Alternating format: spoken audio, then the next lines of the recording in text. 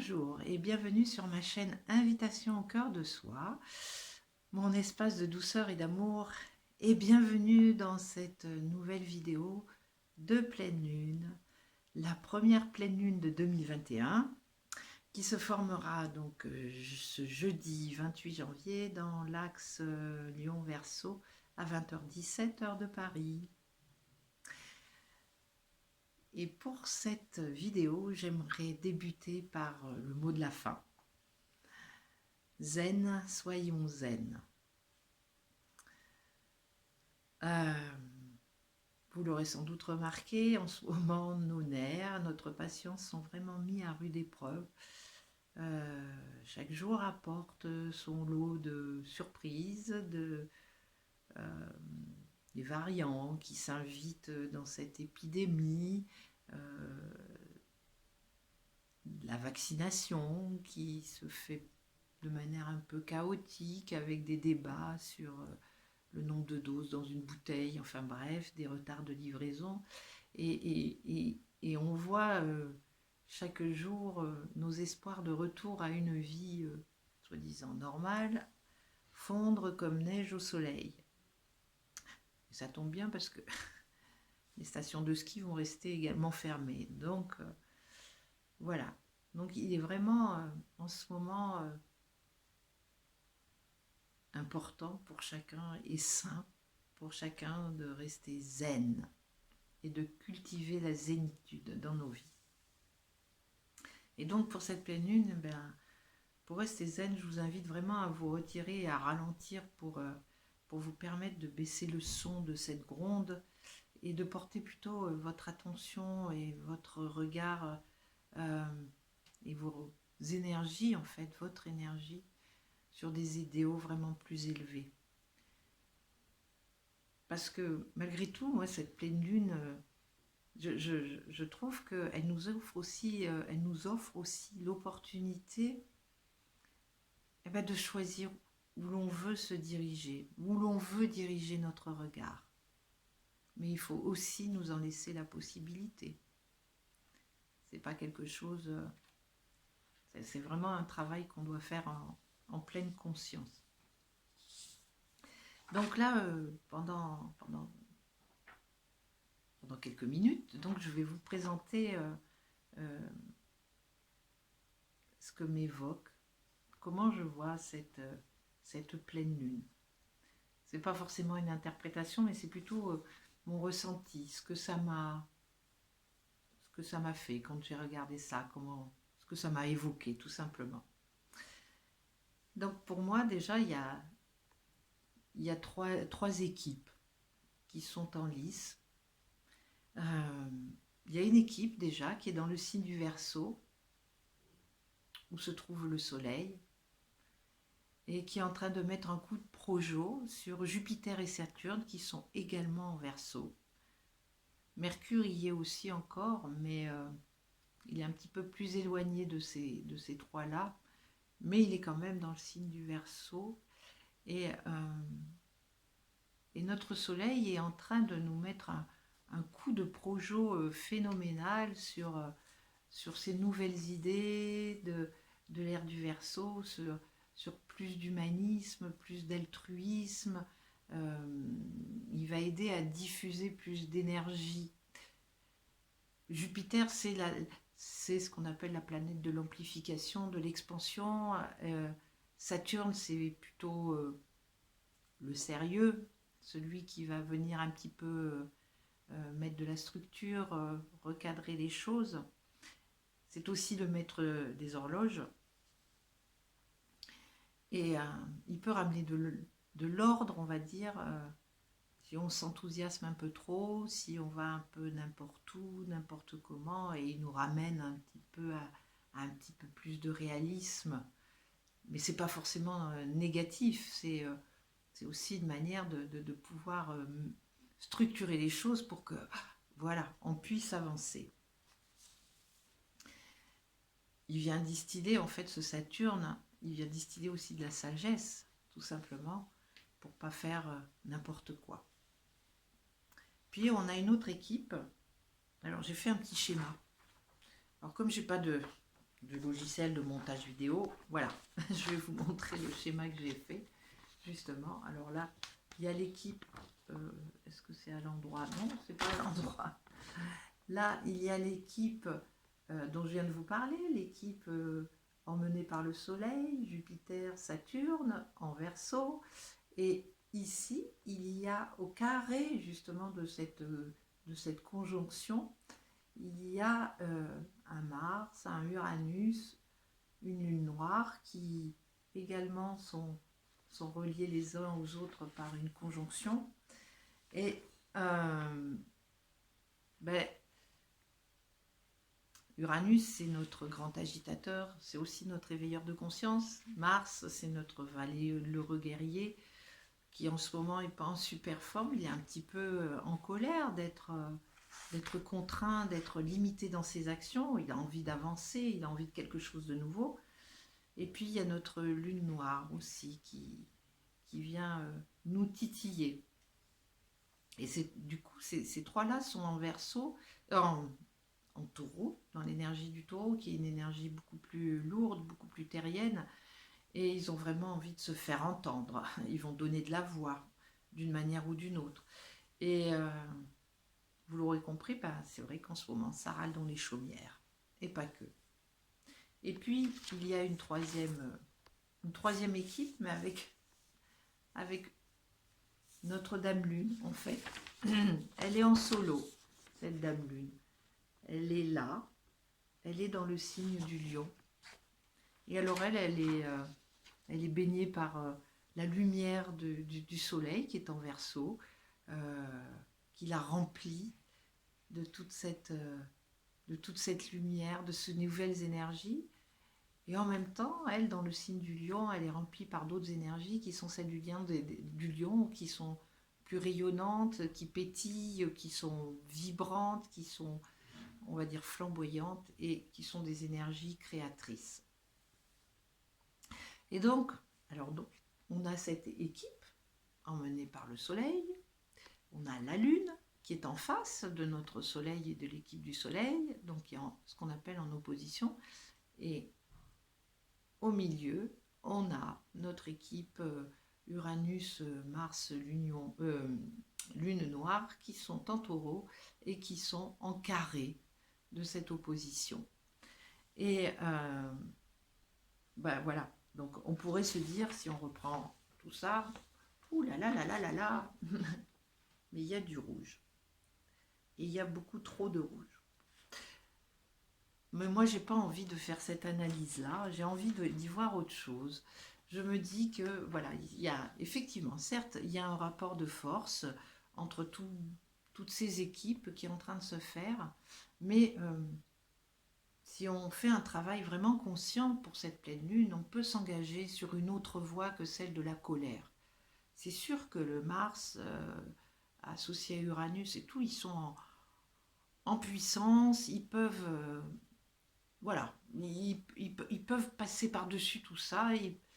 Mais bon, il y a quand même cette équipe dans le signe du Verseau qui est là pour emmener aussi par le Soleil, qui est aussi une planète assez puissante, qui est lumineuse et qui peut pousser, amener à cette poussée, à cette pénétration encore plus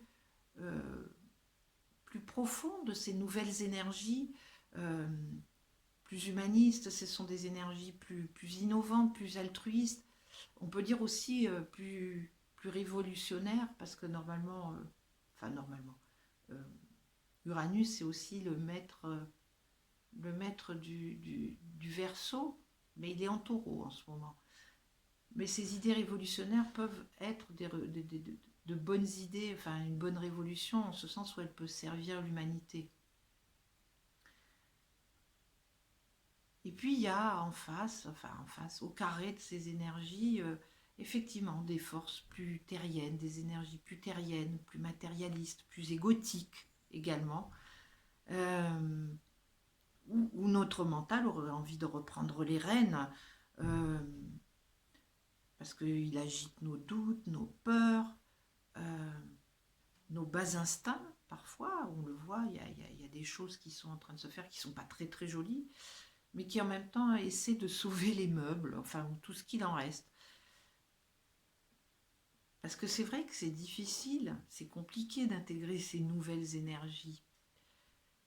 Et que surtout, en plus de ça, nous, on aimerait bien retrouver une vie plus calme, moins contraignante. Et que parfois, on a envie de se laisser aller à oui, ben, c'était mieux avant. Mais c'est vraiment cette tension qu'il y a entre ces deux forces. Et en fait, moi j'ai envie de voir, il y a une force solaire qui est là, qui allez-y. Et puis cette force un peu plus rouge, un peu plus colérique, qui dit non, non, non, non, il y en a marre. Et, et je pense que il faut se laisser aller, se laisser happer par ce soleil. Parce qu'en même temps, on a cette pleine lune qui aussi, enfin cette lune qui représente notre subconscient et qui demande aussi à intégrer, qui demande que notre subconscient intègre aussi toutes ces énergies. Parce que c'est un peu ça que le soleil est en train de faire du Verseau. Il envoie aussi ses énergies à la lune pour lui dire allez vas-y gonfle-toi de tout ça et voilà. Et donc moi j'ai vraiment cette sensation que cette pleine lune elle est déterminante pour nous. C'est là aujourd'hui ou enfin aujourd'hui ou dans les jours qui viennent où on doit vraiment se déterminer nous, quelle voie on a envie de choisir, vers quoi on a envie de se diriger. Voilà, oui c'est dur, il y a des choses qui sont pas plaisantes en ce moment, mais ouais, allons au-delà de ça, regardons au-delà et donnons-nous cette possibilité de contourner ces énergies de colère, de peur, de doute, et, et laissons-nous cette possibilité justement en faisant en mettant de côté cette colère et tout, en choisissant cette voie, d'intégrer vraiment cette nouvelle vibration qui est beaucoup plus légère et qui est beaucoup plus élevée. Et en plus, alors il y a quelqu'un qui est sur, je dirais pas sur le banc de touche, parce que c'est pas vraiment cela, mais elle est toute discrète, mais elle va avoir son importance aussi. C'est notre, ah, elle n'est pas bien imprimée, c'est ici. Il y a Vénus et Pluton qui sont en conjonction dans le signe du Capricorne et qui forment aussi un sextile, donc c'est un aspect harmonieux à Neptune. Et c'est là que ça va nous aider.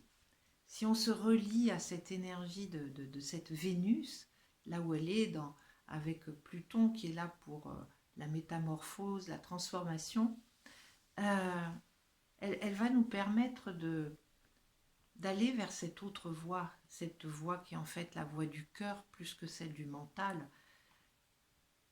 Là où elle est en ce moment, elle nous indique une autre façon de s'aimer nous-mêmes et d'aimer les autres, afin de semer aussi en nous-mêmes, dans notre vie et dans le monde, une nouvelle énergie d'amour.